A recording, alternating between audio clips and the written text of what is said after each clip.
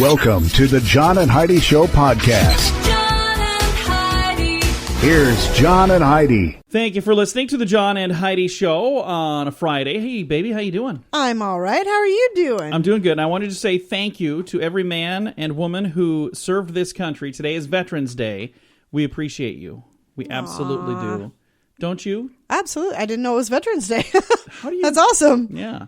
I just haven't been paying attention. I don't look at the calendar ever. So. Well, we'll get to that in a bit. Other things going on today as well. And we've got a guest coming up later in the program on Veterans Day. Who are we going to be talking to?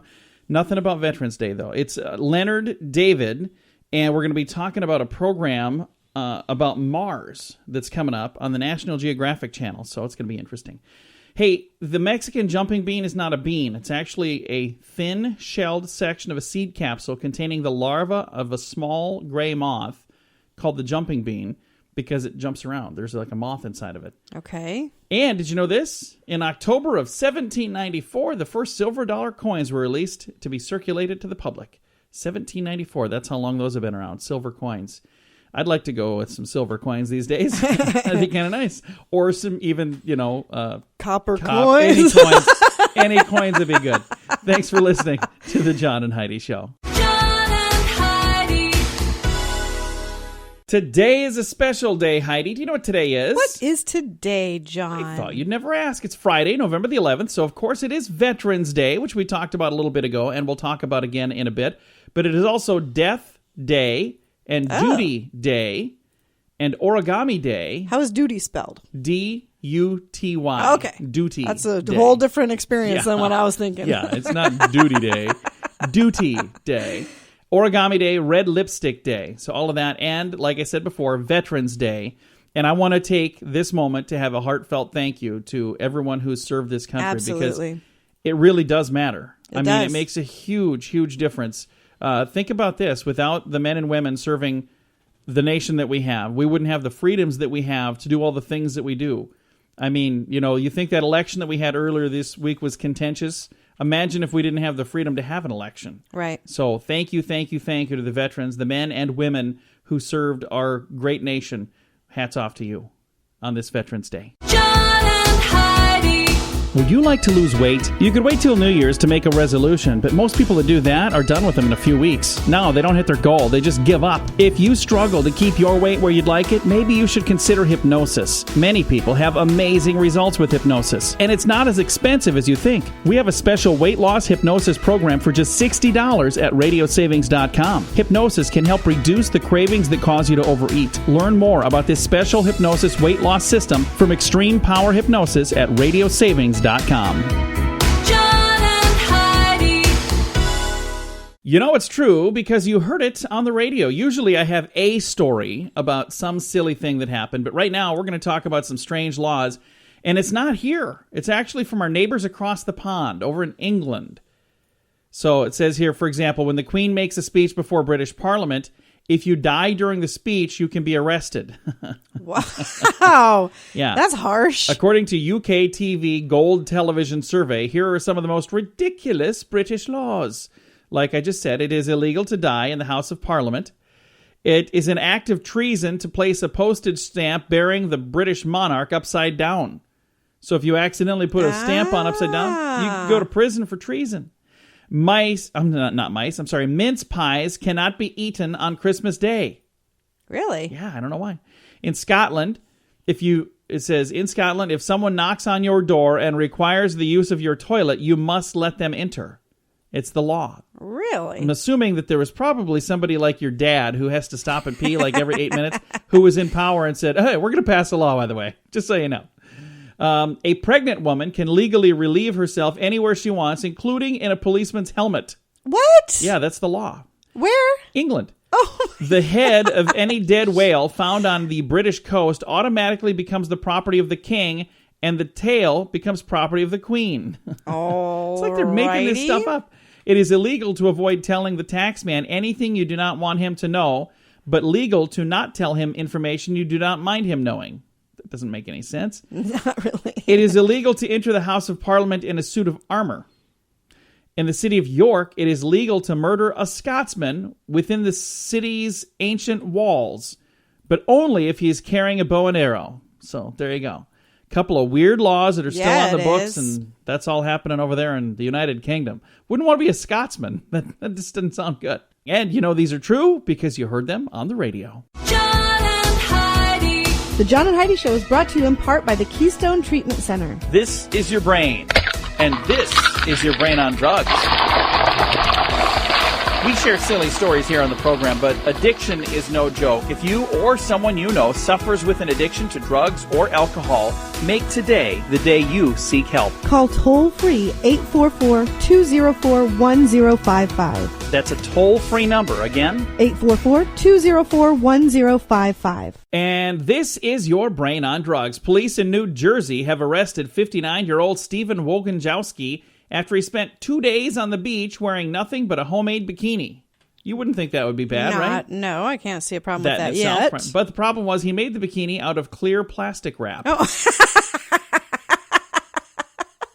I remember a joke. That is awesome. I remember a joke about that where they said something about saran wrap, and the punchline was clearly, "I can see your nuts."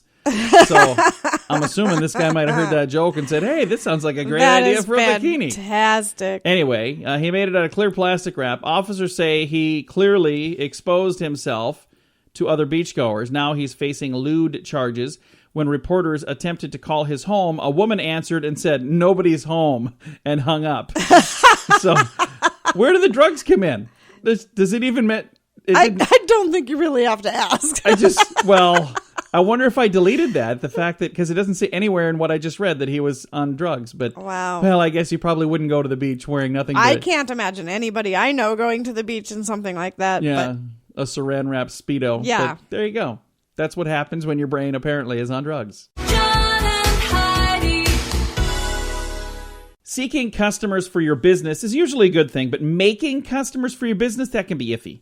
Jerry Sims was a locksmith in Kansas City who put a sticker for his business on doors of various businesses around town. Then, a few days later, late at night, he would return and squirt a little glue in the lock, hoping, of course, the business would call him to come fix the lock. Things were going fine until he got caught on camera at one of the businesses. My. The owner was viewing the tape, and he couldn't believe his eyes when he saw the man on the tape was the same guy that he had just called to repair his lock. So now he has been arrested.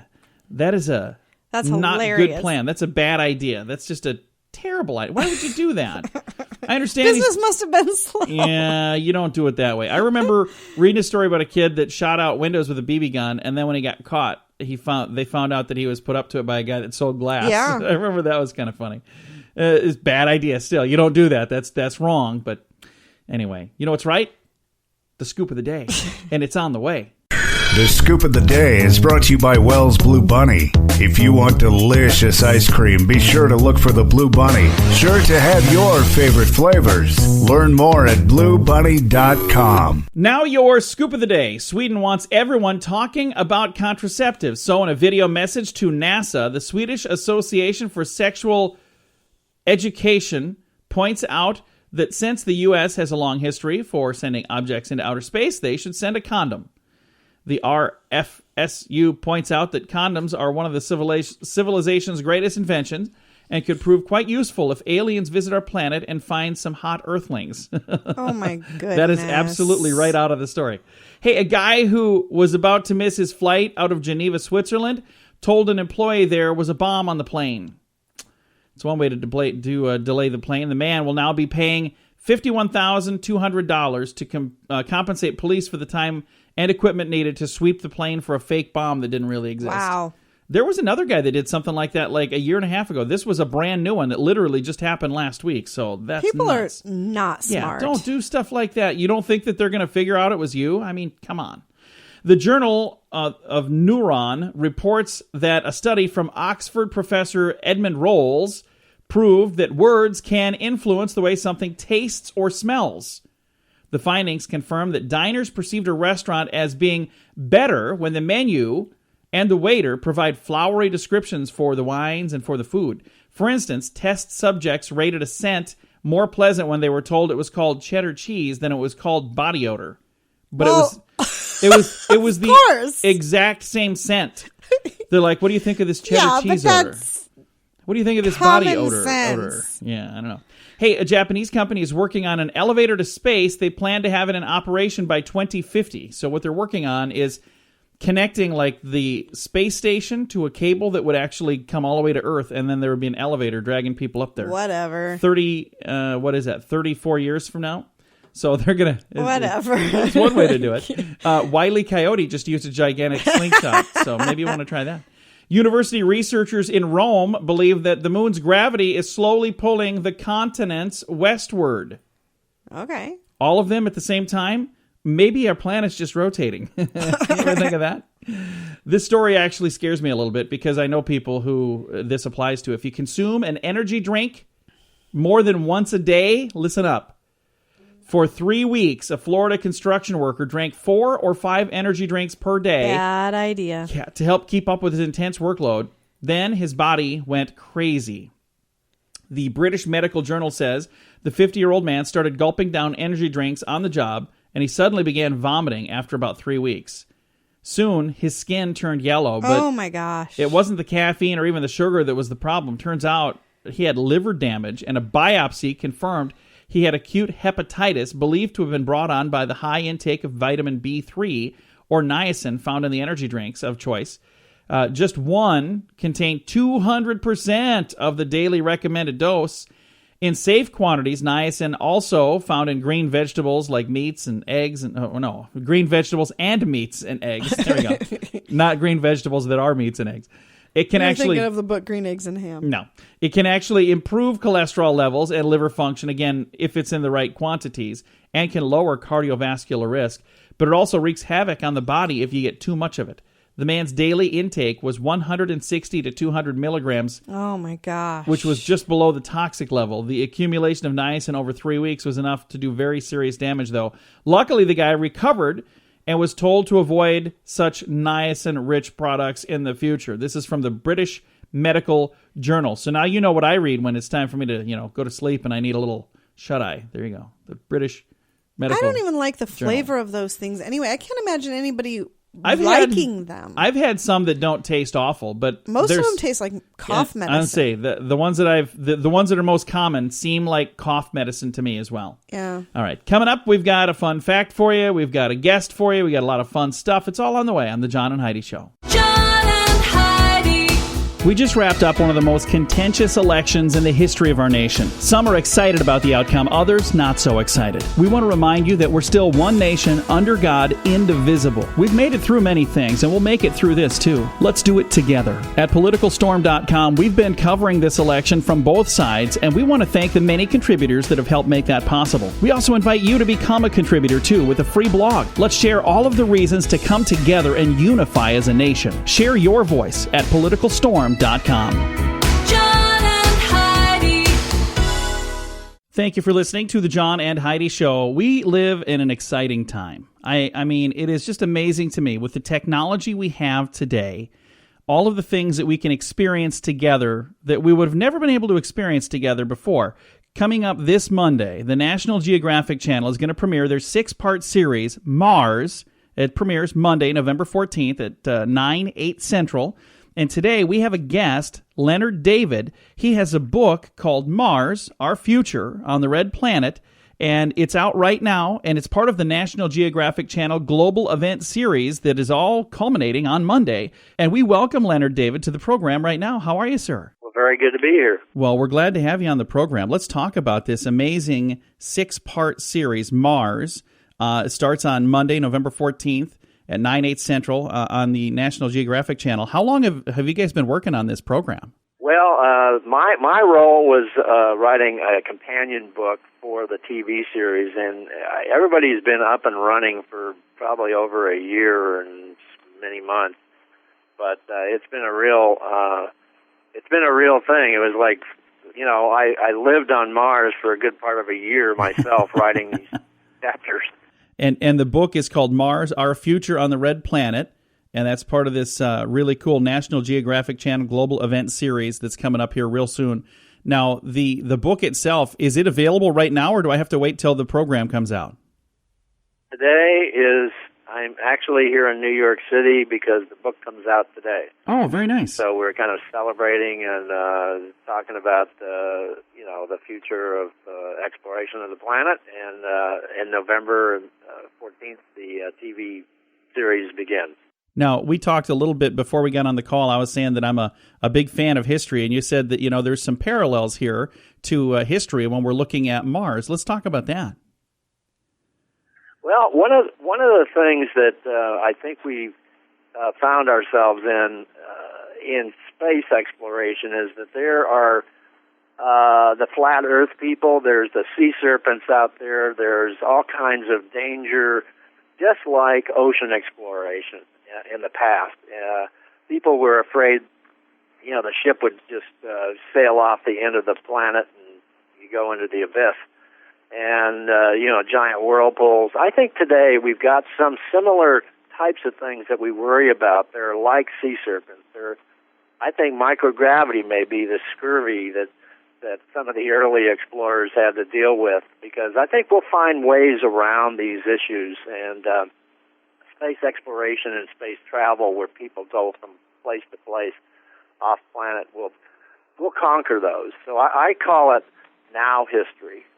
This is a unique period of time, and it's even made more unique because we all can explore together. Look how the internet has changed everything. We can be on top of a mountain peak with a GoPro camera on a climber, and I do think we've reached the point where it's kind of novel, unique, and never been done before in the history of exploration. So that's what when you said history, I get kind of excited about it, because I think we're making history going to Mars. I agree 100%. And I think that, future generations will look back at this time and think about like what you were talking about, the flat Earth. There was a time when our continent didn't exist, in the minds of most people. And it wasn't until somebody, took off on what we could compare to a rocket ship nowadays, but it was just a regular ship. And they sailed through, instead of the space, they sailed through the sea to get here. And, think about how, every kid learned about that in school. And nowadays, we could have that exact same thing about that first group of people who go and check out Mars. Yeah, I agree. You're right on. And I do think we've got a legacy of 50, 60 years of space exploration with satellites. 12 people walked on the moon. We have an international space station. It's up and orbiting now. There's just so much legacy of capability, and building on that and making this huge leap to Mars. I think there is an interesting possibility, though. I think Mars is far away, Mars is hard, Mars is difficult, but I think when new transportation comes into being, I think we're going to see the solar system shrink. We'll be able to speed between planets much faster than we think of today. And when that happens, then I think it is a new kind of, I flew here to New York, and I'd still be walking if we were taking a Conestoga wagon this way, So, transportation is always going to change. Our guest today is Leonard David. He is the author of Mars, Our Future on the Red Planet. It's part of the National Geographic Channel Global Event Series. And if you get a chance, this looks so fascinating to me. It premieres a 6-part series, Mars, on Monday, November the 14th. So sneaking right up here, 9/8 Central. And I think this is just a fascinating thing for people of all ages to enjoy and learn all at the same time. Definitely. This is a great period of time. Well, I appreciate you taking some time to visit with us. And the book, Mars, Our Future on the Red Planet, is available right now. So, folks, if you're interested in picking up a copy, that's out there. Now, how long have you been interested in this particular topic? Is this something that's been kind of a lifelong fascination? Well, I'll be honest with you. I'm 70 coming up, and so I grew up in the space race and the worries about the Soviet Union versus the United States. So I've always been interested in space.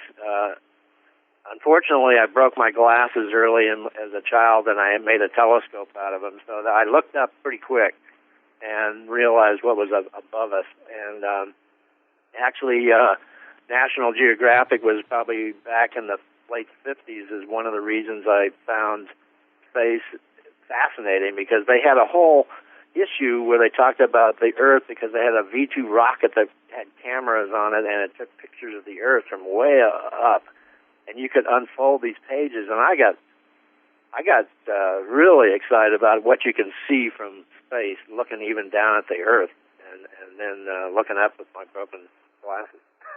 Leonard, how old would you have been when that issue came out, that issue of National Geographic? I probably was 10 or something.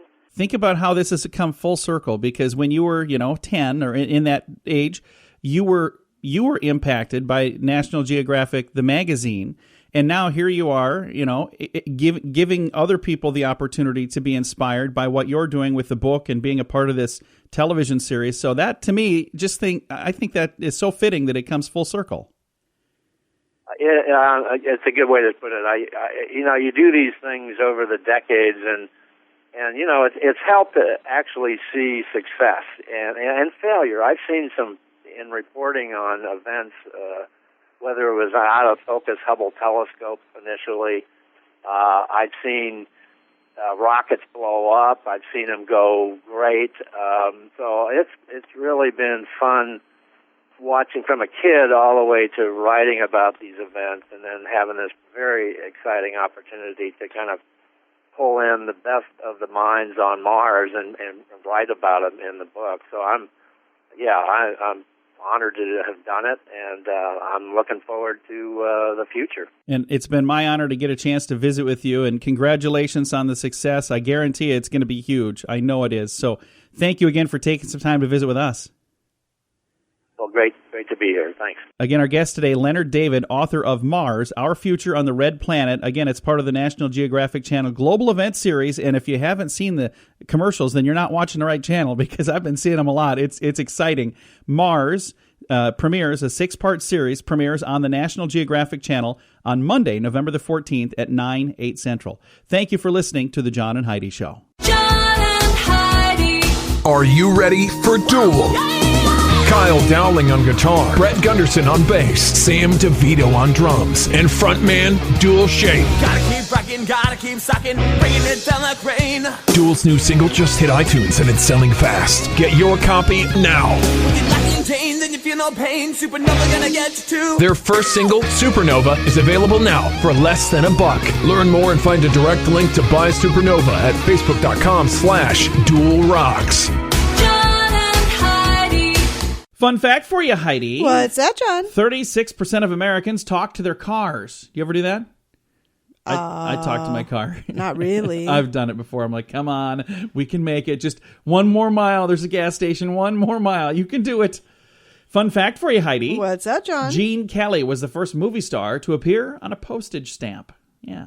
Really? Yeah. Fun fact for you, Heidi. What's that, John? Long Acre Square was the original, easy for me to say, was the original name of New York's Times Square. Oh. So before it was Times Square, it was Long Acre Square. Fun fact for you, Heidi. What's that, John? The car jack was invented before the car was. So like the jack to jack up a car. I'm sure it wasn't called that. It was invented by Leonardo da Vinci, and I don't know what he was using it on, but it was actually invented by him way, way, way before the car. Huh. And our final fun fact for you, the real name of the Tin Man in the Wizard of Oz books was what? I have no clue. Nick Chopper. Yeah, Nick Chopper. Really? The real name of the Tin Man in the Wizard of Oz. Now you know a couple of fun facts on a Friday. John and Heidi.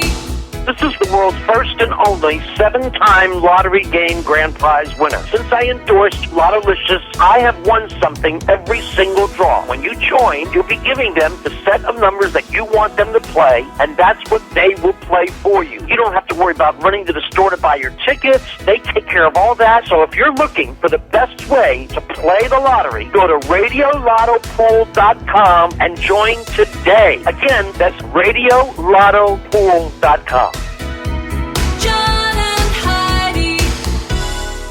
Thank you for listening to the John and Heidi Show on Veterans Day. Today is a very special day to honor the veterans in our country, and I've actually got a veteran on the phone line with me. Right now we're visiting with a Texas native and U.S. Army War veteran, Shane R. Duffy. How are you doing, Mr. Duffy? I'm doing great. Thank you. Now, I see you're a co-owner of SD Squared, a home renovation and design firm, and we're going to be talking today about something that's really kind of a cool thing that the folks at Home Depot are doing, aren't we? Yeah, we're doing great things, and we're here in Houston, Texas, and, veterans, they fought for our country, but now there's a lot of challenges they're facing when they come home, which are including aging, our veterans who have service-connected injuries, homeless veterans. There's about 9.4 million veterans that are over the age of 65, and many of them need some modifications just to simply make their homes more accessible. Their bathrooms a little more safe, even flooring, easy access cabinets. So it's going to be an honor today to help those who've served us improve their homes. That's really cool. Now, what is it you're doing today in Houston? So today we're here with World War II veteran Mac Bailey, and we're going to be basically doing some of the things I said. We're going to be helping make his home a little safer. We're doing some facade work, and he's a four Bronze Star. He's been awarded in Europe for the World War II. Now, you're a war veteran yourself. What does it mean to you to get to help Mr. Bailey today and people like him? So for me, being a veteran, I always tell my fellow vets, it's great to help out. It's an honor to help out other veterans. So for me, anytime I can give back on my skill set, I'm a general contractor, and it took a while for me to be able to give back in a capacity that I'm able to. So it's just an honor. Well, there's a lot of people out there right now that I bet are feeling just like me, saying, man, I'm a little jealous. I'd like to be doing what Shane Duffy is doing today instead of sitting here doing my job. So how can people get involved? What can our listeners do? Even if they can't necessarily go and swing the hammer themselves, is there a way that they can get involved to help out? Absolutely. The Home Depot Foundation, I teamed up with them this fall for Celebration of Service. And right now what they're doing is basically via social media, you do a hashtag service selfie. The Team Depot Foundation is going to donate $1 toward veterans. Literally, all you have to do is do a hashtag service selfie on Twitter or Instagram and post that, and Home Depot will donate $1 up to $500,000. And it's hashtag service selfie? Is that what it is? Yes, sir. Hashtag service selfie. We'll make sure we throw that on our social media. And folks, we encourage you to share that around and get that out there as well. Kudos to the folks at the Home Depot Foundation for making this possible. Absolutely. And, it's an honor to be here. Well, Shane, thank you again for your service to our country, and thank you for doing what you're doing today. Yes, sir. I appreciate that. Again, our guest today has been veteran Shane Duffy. He's also a general contractor, and he's helping out today with the Home Depot Foundation, and he happens to be in Houston, Texas today, working with Mac Bailey, a 96-year-old World War II vet who served in Europe and was awarded 4 Bronze Stars. So, now, maybe you can't do that today, but I encourage you to do something today to say thank you to the veterans in your life as well. Thank you for listening to the John and Heidi Show on Veterans Day. John and Heidi. When is the last time you changed the air filter on your furnace? Now, don't be embarrassed. That happens to a bunch of us. The furnace filter should be changed often. This will help your heating and cooling system run more efficiently, and it'll even extend the life of your system. Now, there's an easy way to make it happen. Filter Easy, a new subscription service that delivers your size filter right to your door on the schedule you choose. It's easy. Filter Easy. One less thing to worry about. Learn about a special offer available now at radiosavings.com. John and Heidi. If you like drinking hot cocoa every day, don't stop. Drinking 2 cups of hot chocolate every day can help preserve your memory and keep your thinking skills sharp, Heidi. I don't think you've been drinking it because Why? we just talked about it. Are you serious? Harvard You Medical need some School. cocoa. Harvard Medical School. They say 60 participants, 18 had impaired blood flow to the brain. So you're saying we already read this? Yes. So That's hilarious. so there's a story about having a better memory if you drink more hot chocolate. And I haven't had any hot chocolate, and I don't remember reading the story. Oh, that's funny. That is kind of funny. Well, let's see. And it's not like it was a huge memory difference, 167 seconds to 116 seconds. So it's like hardly even noticeable. Unless, of course, you completely forget an entire story because you haven't had enough hot chocolate. So that's going to be my excuse. Coming up, we're going to talk about vacuum cleaners. That's on the way. John and Heidi. When you run the vacuum cleaner, does it drive people crazy? According to a British psychologist, men detest the sound of a vacuum cleaner. They say it's because they instantly associate the sound with when they were young and were stuck inside the house doing chores, and they'd rather be outside playing. Just hearing it now can cause men to naturally associate the vacuum cleaner with that unpleasant experience. Of work? Yeah. That the woman is doing while you're sitting there complaining that the vacuum cleaner I don't is like the running. sound of that vacuum cleaner. Trying to watch TV. Yeah, why don't you use the vacuum? I wonder why they can't make it sound differently. You know, cars all sound different by putting different mufflers on there and stuff. I don't know. They should come up with a vacuum that sounds awesome. One that plays the radio or something. Yeah, one that plays music while it's... Yeah. I don't know. Maybe that wouldn't work either. All right, coming up, we're going to talk about excuses. That is on the way on the John and Heidi Show. John and Heidi. We just wrapped up one of the most contentious elections in the history of our nation. Some are excited about the outcome, others not so excited. We want to remind you that we're still one nation, under God, indivisible. We've made it through many things, and we'll make it through this too. Let's do it together. At PoliticalStorm.com, we've been covering this election from both sides, and we want to thank the many contributors that have helped make that possible. We also invite you to become a contributor too with a free blog. Let's share all of the reasons to come together and unify as a nation. Share your voice at PoliticalStorm.com. John and Heidi. You ever wish when you did something wrong you could just blame it on some unknown, incurable medical condition? Well, looks like some people are doing just that. If you're in trouble at work, no problem, make up a disease. Then use that as your excuse as to why you're behaving inappropriately. In fact, the disease doesn't even really need to exist. Just make it up and say, oh, it's a medical condition. Yeah, for some strange reason, people accept that you're sick instead of criminal or irresponsible. Take, for example, constantly showing up for work late. Blame it on, here's one, this is something somebody blamed it on. I'm really sorry, I suffer with delayed sleep phase syndrome. It's a strong urge to stay out late, followed by the inability to wake up on time. According to Dr. Michael Thorpe, a sleep disorder specialist, he says, there's a case of Judge Patrick Cowenberg. He padded his resume with all kinds of lies to make himself look better to prospective employers, but it's not his fault. He's suffering from pseudological fantasia, a condition doctors offered as a judicial disciplinary commission. This guy went so far as to get doctors in on his problems. Wow. So he made up an excuse for making up excuses to make up an excuse. I don't know. Takes all kinds. Yeah, so I think I want to try to suffer from... What's one where... I'm going to call it lead footitis.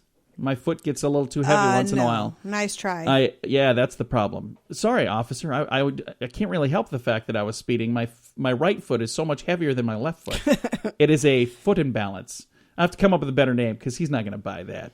Or she's not going to buy that, whoever it happens to be. The good news is, though, I'm going to just drive slower and I don't have to worry about it. But I do have some good news on the way. John and Heidi. This portion of the John and Heidi Show is brought to you by the John and Heidi Show. That sounds kind of funny, but it's true. Go to your local radio station and ask them to start carrying the John and Heidi Show. Here's the best part. They can carry the show for free. They play a couple commercials, but it doesn't cost them anything every month. So if you know a radio station that could use a little bit of help, send them our way. Send them to johnandheidishow.com. Again, johnandheidishow.com. We would love to do a radio program in your community. Then you could listen to the podcast and listen to us on the radio. John and Heidi. Thank you for listening to the John and Heidi Show on a Friday. We always try to wrap up with good news, and I have some good news right now. Apparently, a unique diet is required for a long life. 1 year after the world's oldest living person, a resident in New York, revealed that she ate bacon every day, the Italian woman who succeeded her as the world's oldest living person opened up about her love for bacon and eggs as well. A daily part of her diet for almost a century. Born in 1899, Emma Marano turned 117. She said, I eat 2 eggs a day, and that's it. And cookies. But I do not eat much because I have no teeth. So she doesn't eat bacon, I guess. It's 2 eggs and some cookies. I like probably eggs. why she has no teeth. Yeah, well, she probably eats that because she has no teeth. But I like cookies, and I like eggs, and I like bacon. So if I just eat all that stuff, do you think I could live to be 117? Probably not. As much. I'm sure if you don't eat much of it, like them, you'd be fine. There you go. I've got a link to this story, by the way, at facebook.com/John and Heidi Show. Before we go, I want to say thank you to the veterans out there because we've got today a very special day, Veterans Day. And this is something where if you've got kids, kind of explain to them what Veterans Day is because that's important. And make sure we pass that Americana on, you know, that love for country on to the Absolutely. next generation. It really does matter. Have a great weekend. Thanks for listening to the John and Heidi Show. Time to say goodbye, Heidi. Goodbye, Heidi. Goodbye, everybody. Thank you so much for joining us.